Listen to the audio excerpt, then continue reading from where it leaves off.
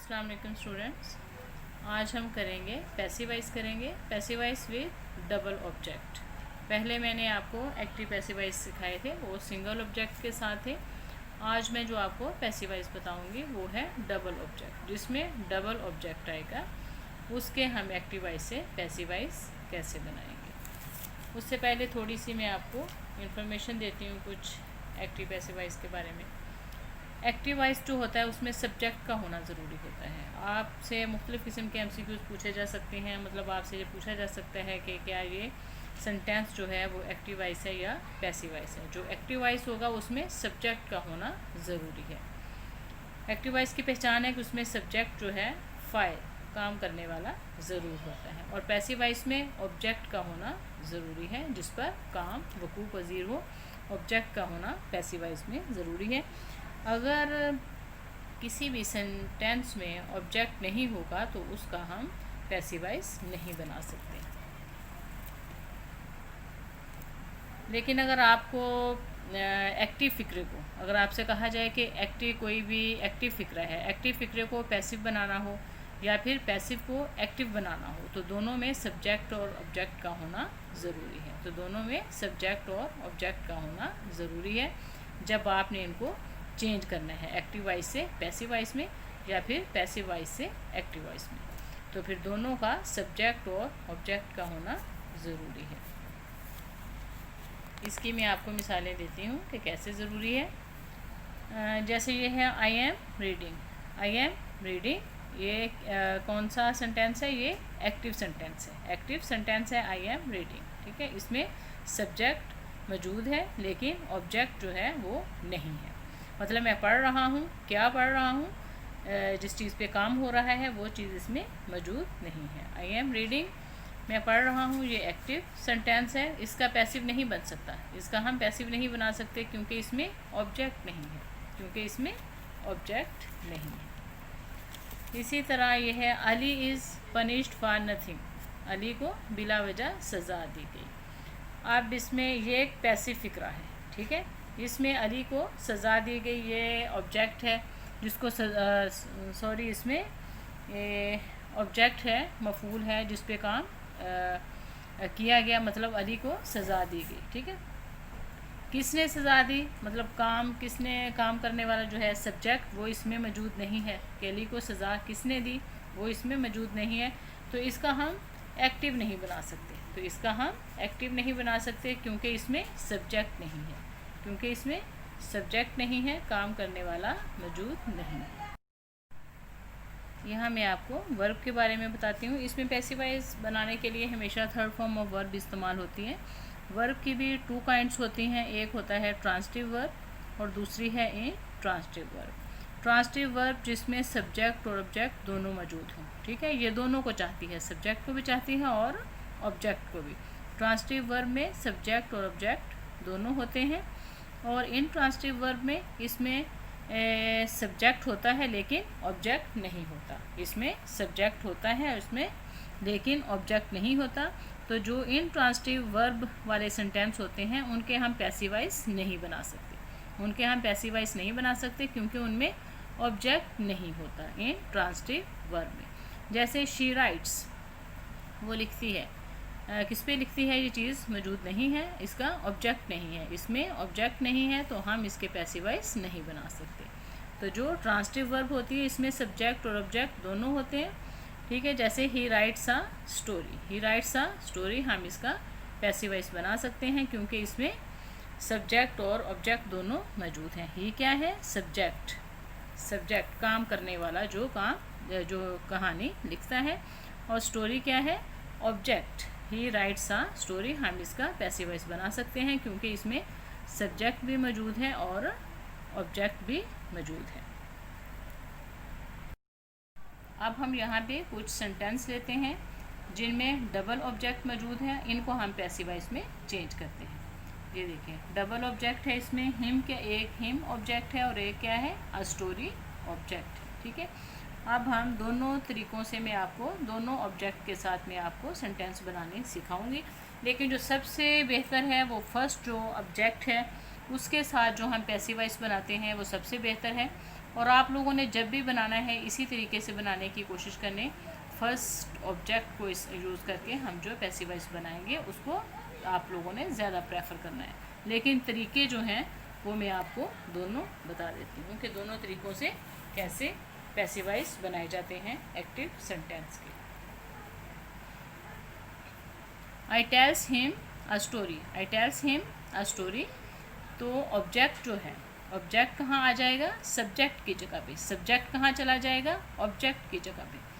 जब आपने double object के जो सेंटेंस होंगे उनके पैसिव वॉइस बनाने हैं तो आपने फर्स्ट सब्जेक्ट जो है मेन वर्ब के साथ वाला जो ऑब्जेक्ट है पहले आपने उसका पैसिव वॉइस बनाना है। तो आपने दूसरे वाले ऑब्जेक्ट को भूल जाना है, ठीक है। इसको आपने छोड़ देना है, इसको आपने बिल्कुल छोड़ देना है। आपने इन तीनों को यूज़ में लाना है, वो जो पहले मैंने आपको तरीका बताया था। आई टेल हिम, सिर्फ इसका बनाए पहले। अब हिम क्या है? ऑब्जेक्ट है। इसको हम कहाँ ले आएंगे? सब्जेक्ट की जगह पे। हिम का सब्जेक्ट क्या होगा? ही। और प्रेजेंट इंडेफिनेट टेंस के जब हम एक्टिव वॉइस से पैसिव वॉइस बनाते हैं तो इसकी हेल्पिंग वर्ब हम क्या यूज़ करते हैं? इज, आर, एम और थर्ड फॉर्म ऑफ वर्ब, ठीक है। और वर्ब की थर्ड फॉर्म हम इस्तेमाल करते हैं। और हेल्पिंग वर्ब क्या है प्रेजेंट इंडेफिनेट टेंस की? Is, are, am. तो वो आपने सब्जेक्ट को देख के इज, आर, एम का यूज़ करना है कि सिंगुलर सब्जेक्ट है या फिर प्लूरल ऑब्जेक्ट है। हिम का सब्जेक्ट क्या है? हिम ऑब्जेक्ट है, इसका सब्जेक्ट क्या है? ही के साथ क्या आएगा? Helping verb is. He is told, third form आ जाएगी टेल की, told. He is told, he is told. आपने थर्ड फॉर्म के बाद जगह छोड़ देनी है, आपने जगह छोड़ देनी है। उसके बाद आपने क्या करना है? सब्जेक्ट को ऑब्जेक्ट की जगह पे लेके आ जाना है। बाय मी, बाय मी। अब जो जगह हमने छोड़ी है वहाँ पे हम क्या लगाएंगे? जो ऑब्जेक्ट बच गया था वो हम थर्ड फॉर्म के बाद ले आएंगे। जो ऑब्जेक्ट बच जाएगा उसको हम कहाँ ले आएंगे? थर्ड फॉर्म के बाद। जो ऑब्जेक्ट बच गया उसको हम थर्ड फॉर्म के बाद ले आएंगे। ये है हमारा पहले ऑब्जेक्ट के साथ सेंटेंस बनाने का तरीका, जो कि बहुत ही आसान है। He is told a story by me, ठीक है। अब मैं आपको दूसरा तरीका बताती हूँ। ये दूसरा फिक्र है। She gives me a cup of tea, she gives me a cup of tea. She gives मी, उसने मुझे देती है अ कप ऑफ टी, एक चाय का कप, ठीक है। अब इसमें बहुत सारी चीज़ें हैं, कुछ डायरेक्ट और इनडायरेक्ट ऑब्जेक्ट के बारे में भी हैं, ठीक है। कि आपने अगर आपसे पूछा जाए कि इसमें डायरेक्ट ऑब्जेक्ट कौन सा है और इनडायरेक्ट ऑब्जेक्ट कौन सा है, वो भी आपको पता होना चाहिए, ठीक है।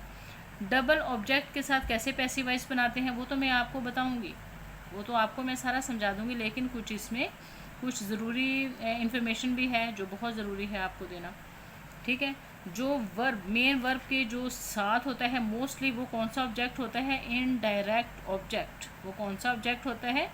Indirect object. और ये दूसरा क्या है? अ कप ऑफ टी क्या है? Direct object.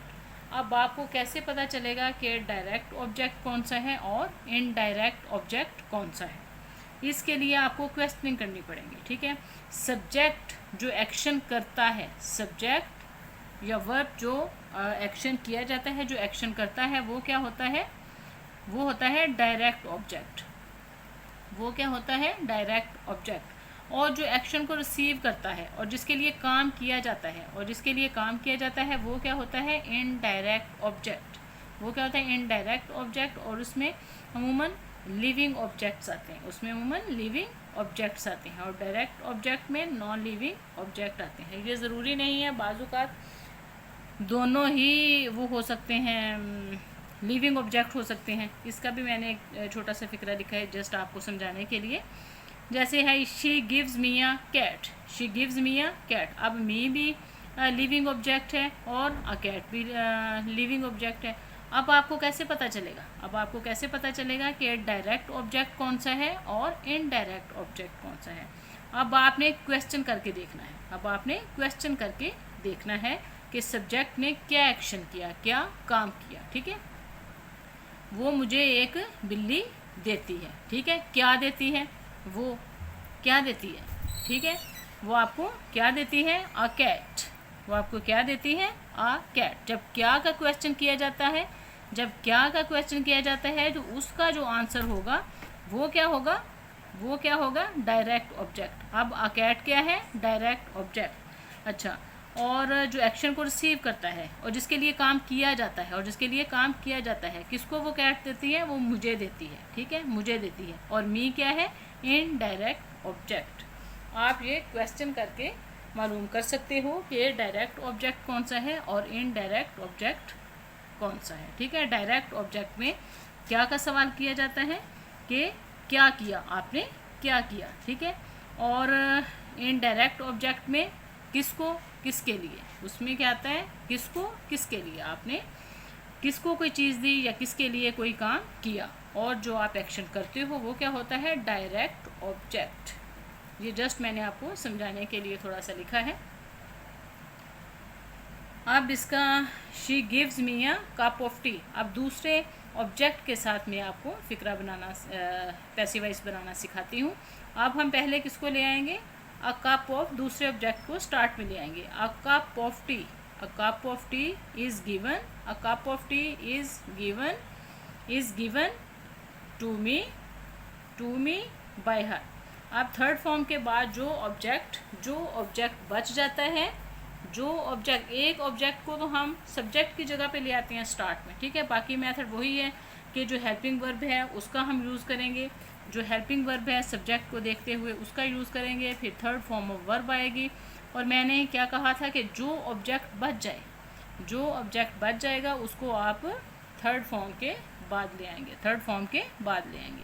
हमने दूसरे ऑब्जेक्ट से पैसिव वॉइस बनाना स्टार्ट किया था, तो हमारा कौन सा ऑब्जेक्ट बच गया, ये पहले वाला ऑब्जेक्ट बच गया। और इसके लिए हमें प्रेपोजिशन का यूज़ करना पड़ता है, इसके लिए हमें प्रेपोजिशन का इस्तेमाल करना पड़ता है।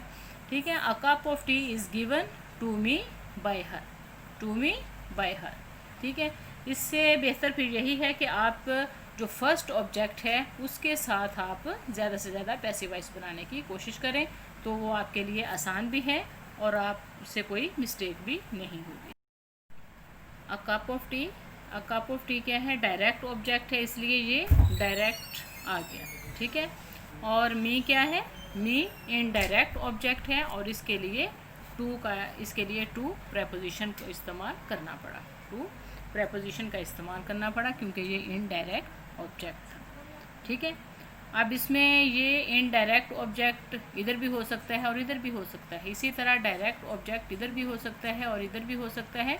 ये हमें क्वेश्चनिंग से मालूम होगा कि डायरेक्ट ऑब्जेक्ट कौन सा है और इनडायरेक्ट ऑब्जेक्ट कौन सा है। मैं आपको एक बार फिर बता रही हूँ कि जब हम क्या का सवाल करते हैं, जैसे I bought a gift for her, मैंने उसके लिए गिफ्ट खरीदा, मैंने क्या खरीदा, गिफ्ट। तो क्या क्या हुआ, डायरेक्ट ऑब्जेक्ट, किसके लिए खरीदा, किसके लिए खरीदा, उसके लिए खरीदा, तो ये क्या है, indirect object.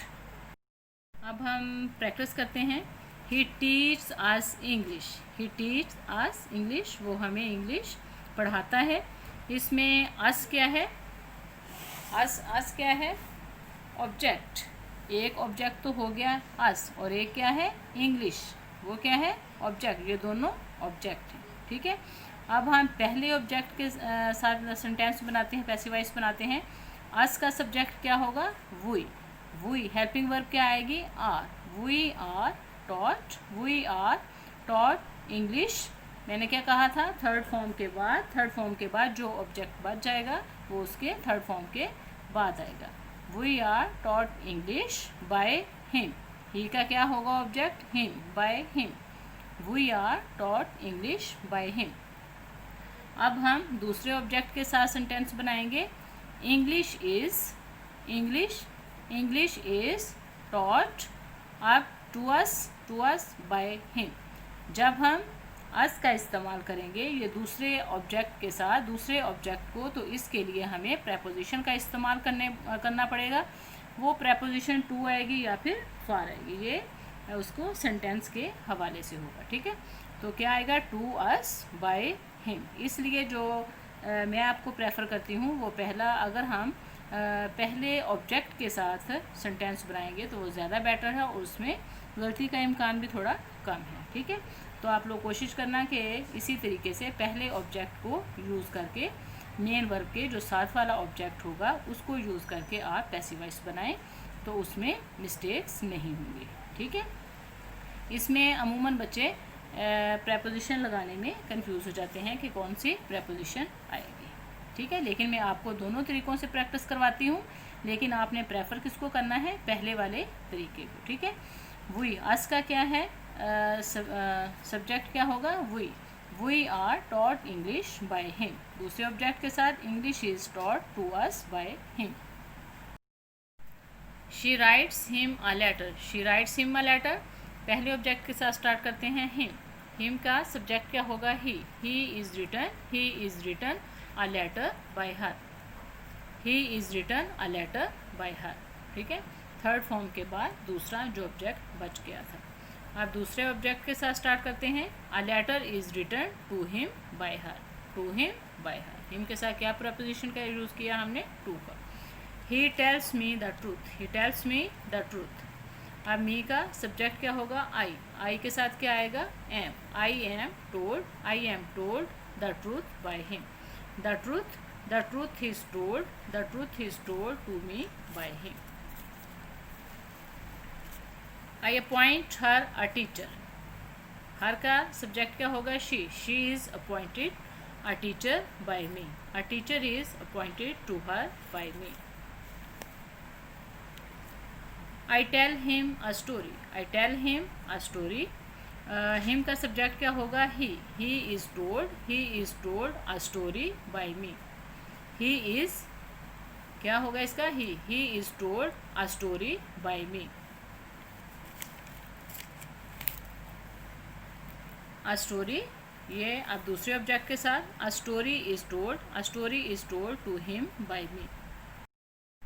She gives me a cup of tea, she gives me a cup of tea. Me का सब्जेक्ट क्या होगा, I am given a cup of tea by her. अब अ कप ऑफ टी दूसरा object, a cup of tea is given to me by her. Okay students, आज हमने double object के साथ passive voice बनाने सीखे हैं। मुझे उम्मीद है कि आपको समझ आ गई होगी। अगर आपको मेरी ये वीडियो अच्छी लगे तो इसे लाइक करें, सब्सक्राइब करें और अपने फ्रेंड्स के साथ शेयर ज़रूर करें। अल्लाह हाफिज़।